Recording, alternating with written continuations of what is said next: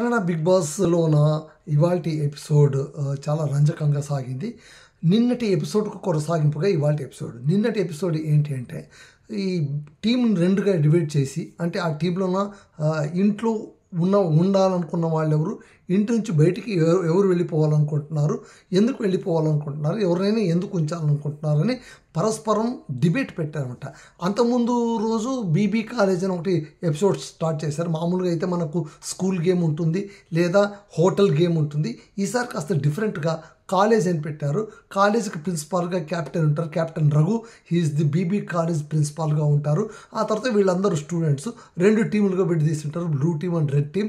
So ఈ blue red టీంలో ఉన్నటువంటి వాళ్ళందరూ కూడా 2 బ్యాచ్లో ఉన్నారు. వాళ్ళు చేసే అల్లర్లు, వాళ్ళు ఇది చేసి ఇవన్నీ కూడా హవా అంతా నడుస్తూ ఉంటుంది.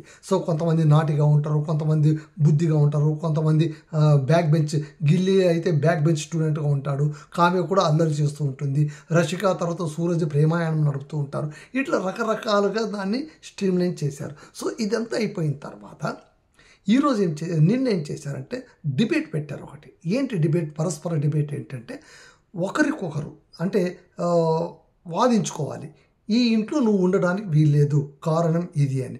ఈ ఇంట్లో నేను ఎందుకు ఉండడానికి వీల్లేదో తాను డిఫెండ్ చేసుకోవడం. సో ఇలా చేసినటువంటి దాంట్లోన ఎవరైతే నామినేట్ అయ్యి ఉంటారో, అంటే ఎవరైతే ఓడిపోతారో వాళ్ళు డైరెక్ట్గా నామినేట్ అయిపోతారు. డిబేట్లో ఎవరైతే ఓడిపోతారో వాళ్ళు నామినేట్ అవుతారు, గెలిచిన వాళ్ళు ఉంటారు. సో అలా డివైడ్ అయిన టీంలోన అభి వర్సెస్ మాలు వీళ్ళిద్దరూ డిబేట్ చేస్తే కనుక ఈ డిబేట్లోన మాలు ఓడిపోతాడు, నామినేషన్లో ఉంటాడు. సరే, అభి మాలుకు చెప్పేది ఏంటంటే కనుక, నువ్వు సరిగా ఆడట్లేదు, గేమ్ లేదు, సైలెంట్గా ఉండిపోతున్నావు, మూడీగా ఉంటున్నావు, ఇంట్లో ఉండటానికి నువ్వు అనర్హుడివి అని చెప్తే కనుక సరే తాను వాదించుకున్నాడు. అలాగే కావ్య వర్సెస్ రషిక, వీళ్ళిద్దరి మధ్య హోరాహోరి పోరు జరిగింది. సో కావ్యను రషిక చెప్పిందనమాట, నువ్వు అంటే రషికను కావ్య ఏమంటుంది, నువ్వు డిపెండెంట్గా ఆడుతున్నావు, నువ్వు ఏదో ఒక 2 టాస్క్లు గెలిచావు అంతేగాని ఆ తర్వాత నువ్వు కంప్లీట్ ట్రాక్ సైడ్ అవుట్ అయిపోయావు, సూరజ్ వెంట తిరుగుతున్నావు, డిపెండెంట్గా ఉంటున్నావు అంటే ఆమె దానికి ప్రతిగా కావ్యను గిల్లీ లేకుండా నీ ఆట ఏముంది అసలు అన్నప్పుడు తాను సమర్థించుకోవడం ఇవన్నీ కూడా జరుగుతాయి. సో ఇందులోన కావ్య గెలుస్తుంది డిబేట్లోన, రషిక నామినేషన్లో వస్తుంది అనమాట. ఆ తర్వాత చంద్ర వర్సెస్ గిల్లీ, వీళ్ళిద్దరి మధ్య కూడా హోరాహోరిగా, అంటే అసలు వీళ్ళిద్దరి మధ్య పోటీ పెట్టడమే సరికాదు. ఎందుకంటే ఇద్దరు కూడా కామెడీ కింగ్స్. వీళ్ళిద్దరి మధ్య పెడితే ఏముంటుంది అసలు?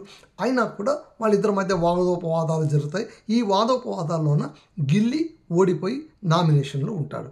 తర్వాత ధ్రువంత్, ఆ తర్వాత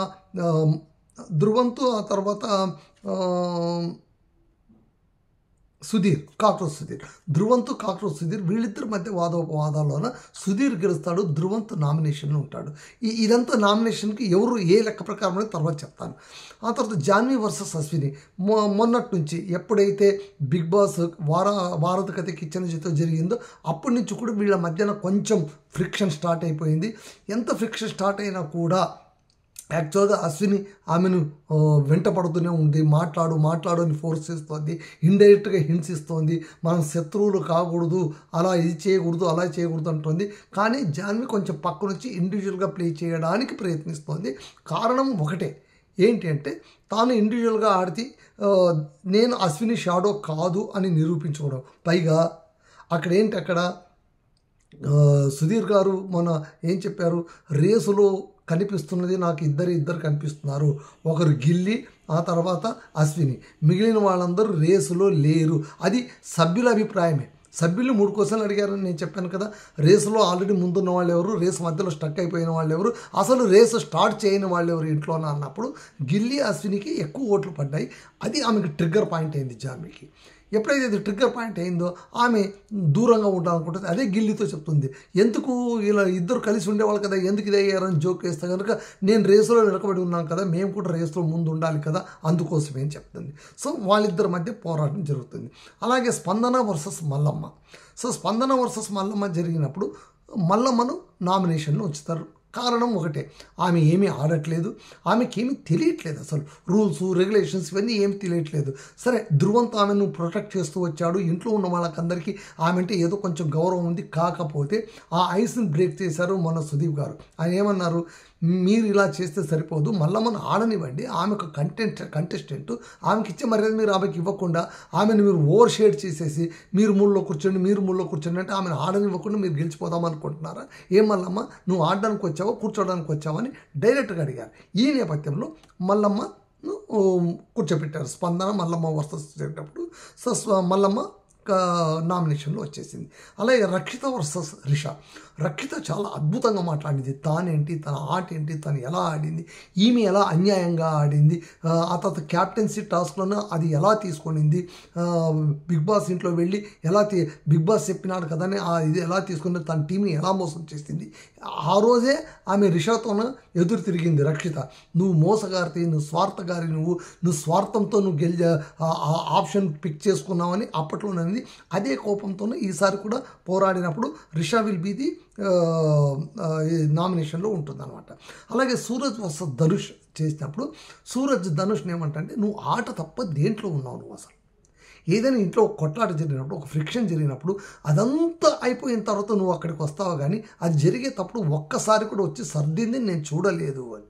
దానికి ధనుష్ ఏం చెప్తా అంటే, వాళ్ళిద్దరి మధ్య ఒక వైల్డ్ ఫైర్ జరుగుతున్నప్పుడు మేమేదో అది అక్కడ నీళ్ళు ఉడుకుతుంటే కనుక నా పప్పులు ఉడికించుకోవాలని నేను అక్కడ వెళ్ళను, అది నా తత్వం కూడా కాదు. నా తత్వం ఏంటి అంటే కనుక ఆడటం, అదంతా జరగదు, వాళ్ళు ఏం మాట్లాడుకోండి, మధ్యలో నేనెందుకు ఇంటర్వ్యూని కావాలి అన్నదే నా పాయింట్ అంతే అని చెప్తారు. సో అక్కడ ధనుష్ని నామినేషన్లో పెడతారు. ఇది యాక్చువల్గా ఏంటంటే ఈ డిబేట్కు మొత్తం కూడా వీళ్ళందరి డిబేట్కు captain will be the judge. అతను మార్కులు వేసి ఎవరెవరు ఓడిపోయారు ఎవరెవరు గెలిచారని డిసైడ్ చేయాలి. ఇక్కడ ఈయన ఏం చేశారంటే కనుక ఈ డిసైడ్ చేసిన దాంట్లో కొన్ని పార్షియల్గా ఉన్నాయని మనకే అనిపిస్తాయి. ఫర్ ఎగ్జాంపుల్ ఇప్పుడు ధనుష్ను మూలో కూర్చోబెట్టడం, అన్ని వారాల నుంచి ఆడుకుంటూ వచ్చినటువంటి ధనుష్ని మూలో కూర్చోబెట్టి ఒక వారం నుంచి వచ్చిన అతన్ని ఎలా జడ్జి చేస్తాడు, అతను బాగా ఆడుతున్నాడని, పైగా వచ్చినప్పటి నుంచి అతను రషిక వెంబడే తిరుగుతున్నాడు సూరజ్, మళ్ళీ అతన్ని ఎలా కూర్చోబెట్టాడు అదొకటి పాయింట్. ఆ తర్వాత రక్షిత రిషా, ఓకే రక్షిత తనకు చాలా క్లోజ్ కాబట్టి రక్షితను ఇచ్చేశారు. స్పందన మల్లమ్మలోనూ కొంచెం న్యాయంగానే ఉన్నాడు. ఆ తర్వాత జాన్వి అశ్విని నామినేషన్లో తీసుకొచ్చాడు, కావాల్సిగా అశ్విని నామినేషన్లో తీసుకొచ్చాడు, ఎందుకంటే ఆమె స్ట్రాంగెస్ట్ అని తెలుసు కాబట్టి ఆమె నామినేషన్లోకి తీసుకొచ్చేశాడు. అలాగే ధ్రువంత్ కాక్రోచ్ సుధీర్, అసలు కాక్రోచ్ సుధీర్ మైండ్ గేమ్ తప్ప అసలు ఫిజికల్ గేమ్ ఏమీ ఆడినట్లేదు. ఓకే కంపారిటివ్ ధ్రువంత్ కాస్త యాక్టివ్గా కనిపించేది కాక్రోచ్ సుధీరే. ఇక్కడ ధ్రువంత్ అంటే సరిపోదు కాబట్టి ధ్రువంత్ని తీసుకుని వచ్చి అక్కడ కూర్చోబెట్టాడు. ఆ తర్వాత గిల్లీని తన వయసు క్యాప్టెన్గా తీసుకుంటానని చెప్పి, అంటే ఎలాగైనా సరే గిల్లీని కంట్రోల్ చేయాలి అని గిల్లీని అక్కడ కూర్చోబెట్టాడు. ఇక్కడ రషిక తిరగబడుతుంది. ఇదంతా అయిపోయిన తర్వాత నామినేషన్ ఘట్టం అయిపోయి, సో మార్కులంతా కన్సీల్డ్ దీంట్లో వేసి ఇచ్చేసి ఉంటారు. ఇచ్చిన తర్వాత ఈరోజు ఎపిసోడ్ అక్కడి నుంచి స్టార్ట్ అవుతుంది. ఇదంతా నిన్నటి ఎపిసోడ్. ఈరోజు ఎపిసోడ్ ఏంటంటే క్యాప్టెన్ రూమ్లోన బిగ్ బాస్ కన్ఫెషన్ రూమ్లోన రఘు కూర్చొని ఉంటాడు. రఘు ముందు ఒక ఫైల్ ఉంటుందన్నమాట. బిగ్ బాస్ అనౌన్స్ చేస్తాడు, ఆ ఫైల్ ఓపెన్ చేయండి, ఇందులో ఫలితాంశాలు ఉన్నాయి, మీరు ఆడిన ఆట తీరు బట్టి ఇవన్నీ బట్టి ఇక్కడ ఫలితాంశాలు ఉన్నాయి. అంటే ఈ వారం రోజులు మీరు ఆడిన ఆట, మీ తీరుతెన్నులు, బిగ్ బాస్లో మీరున్నది ఏంటి, ఏం కథ, ఈ వాదోపవాదాలు, వీటన్నిటిని బట్టి కొంతమంది ఓడిపోయిన వాళ్ళ లిస్టు పెట్టాము, అది మీరు చదవండి అని ఏం చెప్తారు. ఇది Bigg Boss house BB college కాబట్టి గమ్మత్తుగా ఏం చేశారంటే, ఇక్కడ ఎవరైతే ఓడిపోయి ఉంటారో వాళ్ళ పేరెంట్స్, ఇది parents teachers meeting, parents students meeting లాగా పెట్టి వాళ్ళ పేరెంట్స్ ఫోన్లో కల్పిస్తారు. వాళ్లకు ప్రిన్సిపాల్ చెప్తారు, ఇట్లా మీ అబ్బాయి లేకుంటే మీ అమ్మాయి ఇట్లా నామినేషన్లో ఉంది, మీరు ఏమైనా చెప్పదలుచుకుంటే చెప్పండి, 1 నిమిషం టైం ఉంది అని. సో ఈ రకంగా చూస్తే ఓడిపోయిన వాళ్ళు లక్కీ అని అనుకోవాలి, ఎందుకంటే వాళ్ళ కుటుంబ సభ్యుల మాటలు వినే ఒక అవకాశం దొరికిందనమాట. ఇదంతా కూడా బయట టెలికాస్ట్ అవుతుంది. కన్ఫరెన్స్ రూమ్లోన ఆయన కూర్చొని ఏమైతే మాట్లాడినాడో అంతా స్క్రీన్ పైన ప్రజెంట్ అవుతూ ఉంటుంది, సభ్యులంతా కూర్చొని చూస్తూ ఉంటారు. సో మొట్టమొదటి తీసుకోవడమే రషిక తీసుకుంటారు. రషికకు వాళ్ళ తమ్ముడు మాట్లాడుతాడు.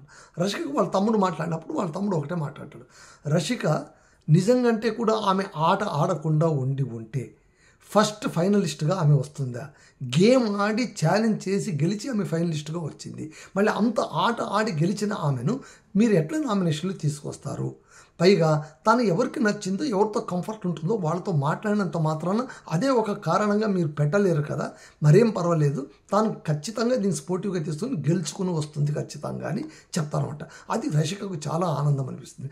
మిగిలిన మెంబర్స్ అందరికీ కూడా వాళ్ళ ఇంటి సభ్యులు, అసలు ఇంటి సభ్యులతో మాట్లాడించడం ఈ రీతిగా అనేటువంటిదే కొంచెం అంత వర్కౌట్ అయ్యే విషయం కాదు. ఎందుకంటే తమ పిల్లల్ని తామే కదా ప్రొటెక్ట్ చేసుకుంటారు, ఇంట్లో వాళ్ళు గ్యారంటీ ఒప్పుకుంటారనమాట. సో అలాగే ఆ తర్వాత మాళుకు అతని భార్య, అతని భార్యతో మాట్లాడినప్పుడు నేను చెప్తాను, ప్రతి ఒక్కరికి కూడా బిగ్ బాస్ హౌస్ నుంచి బీబీ కాలేజ్ ప్రిన్సిపాల్ని నేను మాట్లాడుతూ ఉన్నాను.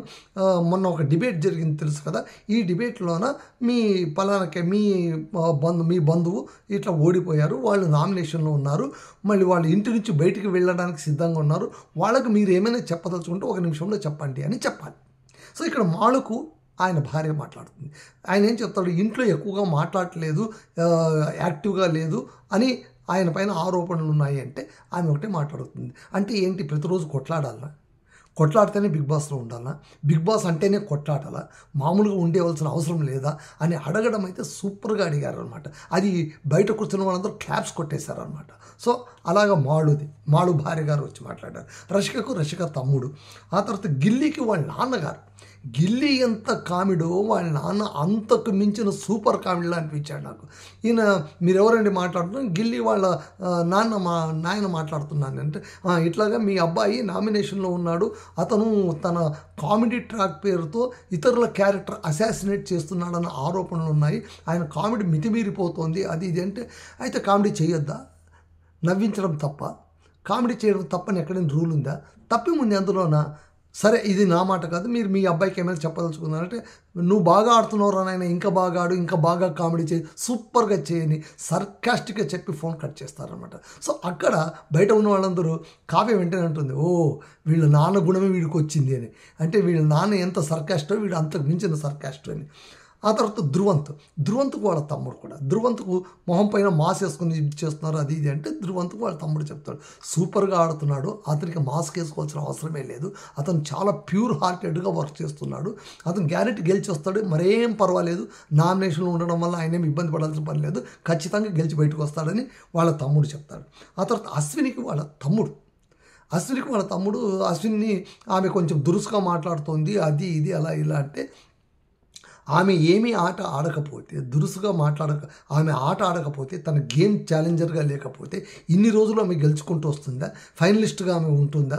మీరేదో కల్పించుకొని చెప్తున్నారు, అలాంటిది ఏం లేదు. షీఈస్ వెరీ ఫైన్, ఆమె ఎలా ఉంటుందో అలాగే ఉంది, బయట ఎలా ఉందో లోపల అలాగే ఉంది, ఆమె అలాగే ఆడుతుంది, ఖచ్చితంగా గెలుచుకొని వస్తుంది, ఇందులో రెండో మాట లేనే లేదని వాళ్ళ తమ్ముడు చెప్పేస్తారు.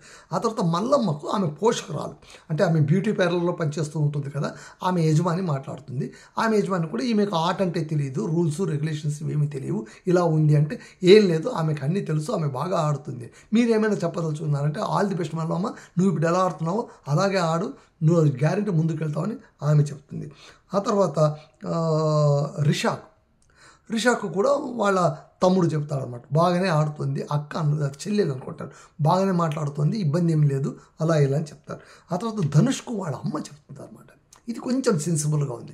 ధనుష్ గేమ్ తప్ప ఇంకోటి ఏం చేయట్లేదు, నలుగురితో కలవట్లేదు, అది ఇది అంటే, అమ్మ ఎంత బాగా చెప్తుందంటే, లేదండి అతను మాట్లాడతాడు, కాకపోతే వాక్యాలు పొడుగ్గా మాట్లాడడం, ఎక్స్టెండ్ చేయడం ఆయనకు తెలియదు, విషయం అయితే ఖచ్చితంగా చెప్తాడు, ఇది కూడా అలవర్చుకో బిడ్డ, నువ్వు ముందుకు వస్తావు అని చెప్తుంది అనమాట.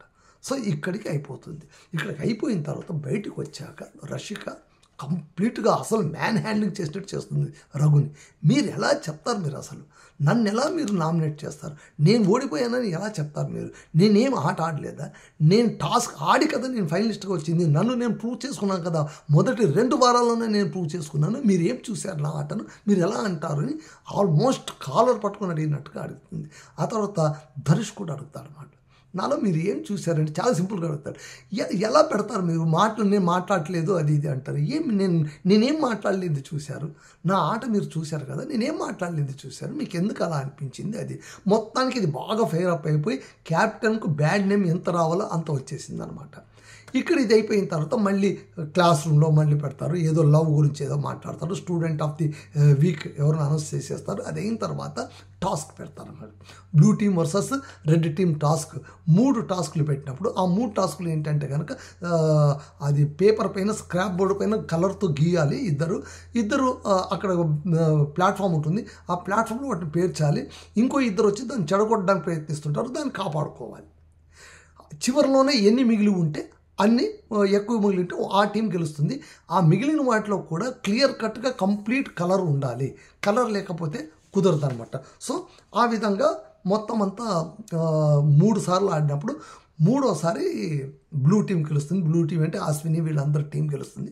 చాలా సూపర్గా ఆడతారు. అశ్విని కూడా అసలు జామినీని పట్టుకున్న విధానం అత్యద్భుతంగా జరిగిందనమాట. అభిషేక్ కూడా బాగానే ఆడాడు, మిగిలిన వాళ్ళు బాగా ఆడారు కానీ బట్ వీళ్ళు చాలా బాగా ఆడారు. ఫిజికల్ టాస్క్ అంటే ఇలా ఉండాలి. ఎంత అత్యద్భుతంగా అంటే అంత అత్యద్భుతంగా ఒకరికొకరు ప్రాణం పెట్టాడు. కావ్య రషిక అయితే కనుక ఇంకా అసలు ఒకరికొకరు అబ్బాయిలు కూడా అంత ఫోర్స్తో ఆడతారో లేదో అంత ఫోర్స్గా ఆడతారన్నమాట. సో అంత అయిపోయిన తర్వాత ఏంటంటే ఈ టాస్క్లో గెలిచిన వాళ్ళలో ఒకరిని అంటే బ్లూ టీం గెలుస్తుంది కదా, బ్లూ టీం వాళ్ళకి చెప్తారు మీలో ఒకరిని ఏకాభిప్రాయంతో క్యాప్టెన్ కంటెండర్గా ప్రకటించాలి అన్నప్పుడు అక్కడ అశ్విని మిగిలిన వాళ్ళందరూ కూడా ఏకాభిప్రాయంతో మాట్లాడుకొని అశ్విని తర్వాత చెప్తుంది అసలు చాలా సందర్భంలో ఫైనలిస్ట్గా రావాల్సిన వాడు రాలేదు, అందుకే ఈసారి ఫైనలిస్ట్గా మేము ధనుష్ను ప్రకటిస్తున్నాము అనగానే ధనుష్ చాలా హ్యాపీగా ఫీల్ అవుతాడు. నేను ఎవరిని అడగకపోయినా వాళ్ళే నాకు ఈ అవకాశం ఇచ్చారు, నేను ఈ అవకాశాన్ని ప్రూవ్ చేసుకుంటానని చెప్పాడు. సో ఇవాళకి టాస్క్ ఇదండి, క్యాప్టెన్ కంటెండర్గా ధనుష్ గెలిచాడనమాట. రేపటి ఎపిసోడ్తో మళ్ళీ కలుసుకుందాం. అంతవరకు సెలవు. Ramadurga Masudan signing off.